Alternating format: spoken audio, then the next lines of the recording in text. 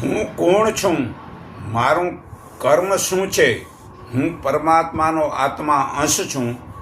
જન્મ પહેલાં મારા કોઈ પણ સગા નહોતા અને મૃત્યુ પછી મારા કોઈ પણ સગા રહેવાના નથી. આ બધી પરમાત્માની એક માયાની ઝાડ છે. એવું સમજીને તેનો મોહ છોડી અને આત્માને પરમાત્માનું શરણ લેવું એ જ ધર્મ. કર્મ શું છે અને અકર્મ શું છે, વિકર્મ શું છે તે જાણવું જોઈએ જ. આ ગીતા અધ્યાય 4 શ્લોક 16થી 17 સર્વેનું કલ્યાણ થાય તેવું જૂઠું બોલવું તે વિકર્મ પણ અકર્મમાં ગણાય છે. ત્યાં શ્રી કૃષ્ણ ભગવાન ધર્મરાજાને કહે છે, તું જૂઠ બોલ તો દ્રોણ ગુરુનું મૃત્યુ થશે, તેથી ઘણાનું કલ્યાણ થશે. તે ધર્મ છે. જીવ માત્ર ઉપર દયા રાખવી તે ધર્મ છે.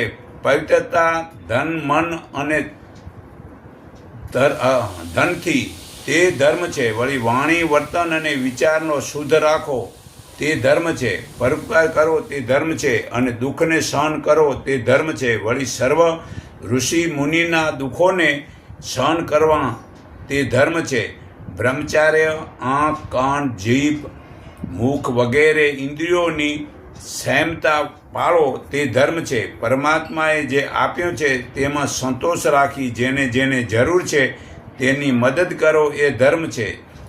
જે સમાન દ્રષ્ટિ રાખો તે ધર્મ છે. ધર્મ અનુકૂળ જે સંતાનો બનાવો તે કામ તે ધર્મ છે. આ ગીતા અધ્યાય 7 શ્લોક 11 પુરાવો છે.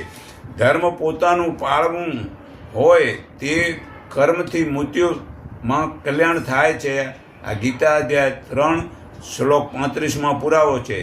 ધર્મ બીજાનું સારું છે તે પાપ વગરનું છે, છતાં બીજાનું કર્મ કરવું તેથી પાપ લાગે છે. આ ગીતા અધ્યાય 18:47 પુરાવો છે. તો ધર્મના રક્ષણ માટે પાપીઓને મારવા પ્રભુ યુગે યુગે જન્મે છે. આ ગીતા અધ્યાય 4 શ્લોક 8 પુરાવો છે. તો ધનના ઢગલા ભેગા કરવાથી જગતમાં પાપ વધે છે. આ ગીતા અધ્યાય 16 શ્લોક 12 પુરાવો છે. તો કર્મોમાં જેને હું કરતા છું એવો અહંકારનો ભાવ નથી ને ફળની લાલચ નથી, તે આ બધાને મારે તો પાપ લાગતું નથી. આ ગીતા અધ્યાય 18 શ્લોક 17 પુરાવો છે.